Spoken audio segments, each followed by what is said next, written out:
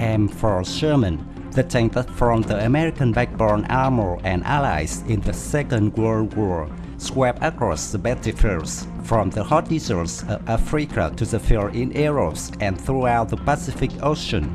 The success of Sherman tanks has been the premise for developing combat vehicles based on its chassis. The M10 destroyer was just an example.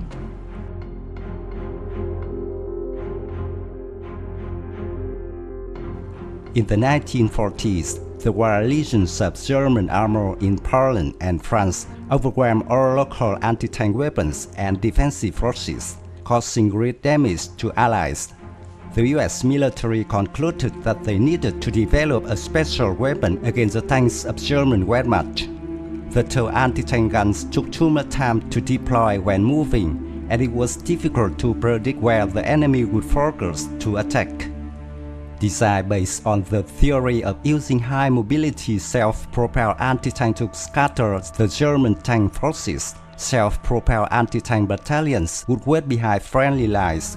When the German armor inevitably broke through the infantry, the battalions would deploy massively to ambush the advancing tank columns, or more precisely, to use speed to deploy ahead of the attacking enemy, take up camouflage and protected firing position on their flanks if possible, and then open fire.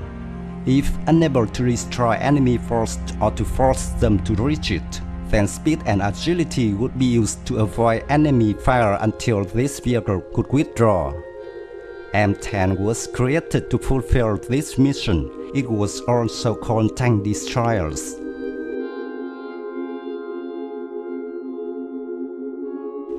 M10 was a combination of the Sherman tank's chassis with a 3-inch M7 gun.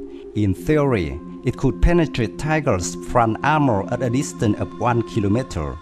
Formerly called the 3-inch carriage M10, it was the most important US tank destroyer of the Second World War, and it combined a reasonable adequate anti-tank weapon with a turreted platform. Even though more powerful tank destroyers were introduced to replace it, it remained in service until the end of the war.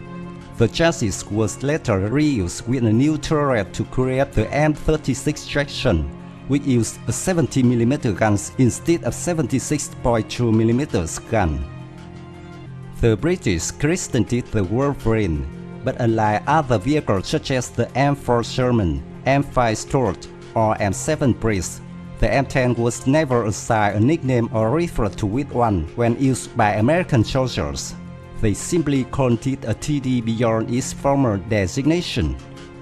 M10s were manufactured by Fisher Body Division of General Motors, Ford Motor Company and Fisher. The total number of units built reached 6,706 in December 1943.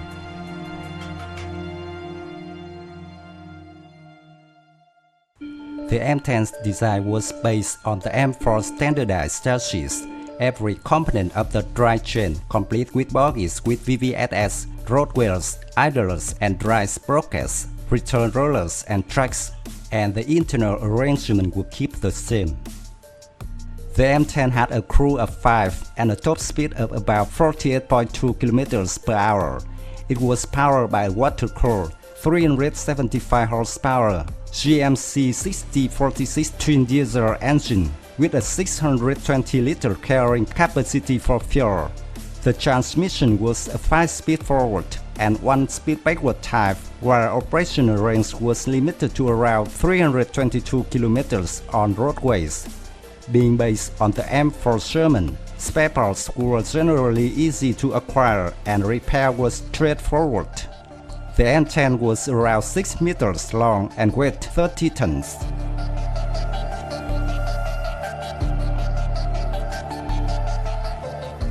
American tank destroyer doctrine emphasized speed and gunpowder over armor. As a result, the M10's armor was thin, which made it vulnerable to most German anti-tank weapons. The thickness of the M10's armor ranged from 20 to 25 mm in the front and sides of the hull. The gun mantlet meanwhile had up to 50 mm of armor, though this was hardly enough to protect against much. In general, the M10's armor was designed to protect against small arms fire and possibly larger caliber fire if the situation required it. The Wolverine mounted a long-barrel high-velocity 76mm gun thought to have good armor-piercing performance. However, it had less effective high-explosive shells for use against enemy infantry, at least compared to the 75mm shells fired by Sherman tanks. While Sherman tanks had 3 machine guns, the M10 had just mounted one 12.7mm machine gun that could only be fired if the commander exposed himself over the turret. The M10's biggest deficit lay in armor protection. The Wolverine had an open-top turret, meaning the crew was exposed to shrapnel and small arms fire from above. Its armor was also thinner overall than the Sherman's was.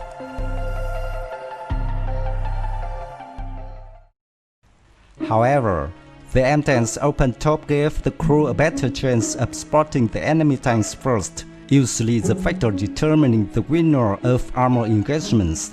It would rarely be a weakness when only fighting tanks. Of course, it would be a problem when engaging enemy infantry and artillery, but that was meant to be the Sherman's job. In general, the open-top turret was not seen as a problem since U.S. Army doctrine of use in close support include infantry working alongside the vehicles to counter enemy infantry tactics. The M10 after all was not intended to be an infantry support vehicle, but instead a vehicle that could support larger armor forces by quickly defeating enemy armor and removing itself from combat. However, in practice, the M10 ended up fulfilling both roles.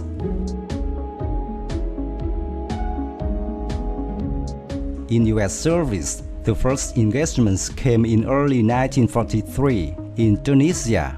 It did respectively well, earning its place among the American tank destroyers and replacing the early M3 half-track conversion.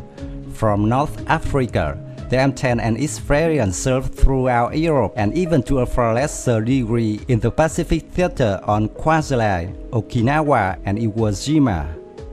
However, by mid-1944, their speed was not sufficient anymore, nor the firepower. The 90mm armed M36 section began to supplement tank hunter units, as well as the M18 Hellcat, which was designed on a lightweight chassis with brand new suspensions and drive chain. Another flaw noted in close-quarter combat was the slow turning rate of the turret, which was hand-cranked. It needed a staggering 2 minutes to rotate a full 360 degrees.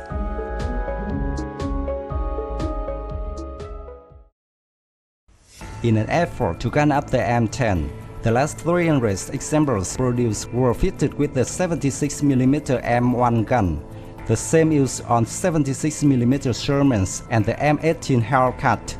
Armor penetration was improved marginally, though there were relatively few German tanks left to actually fight. In effort to protect themselves, turret crews also sometimes improvise makeshift turret covering or roofside of scrap metal salvaged from other armored vehicles. During the World War II, the primary user of the M10 tank destroyer was the United States, but many were lend-leased to the United Kingdom and Free French forces. Several dozen was also sent to the Soviet Union. Post-war, the M10 was given as a military surplus to several countries, such as Belgium, Denmark, and the Netherlands, through the Mutual Defense Assistance Act, or acquired through other means by countries like Israel and the Republic of China.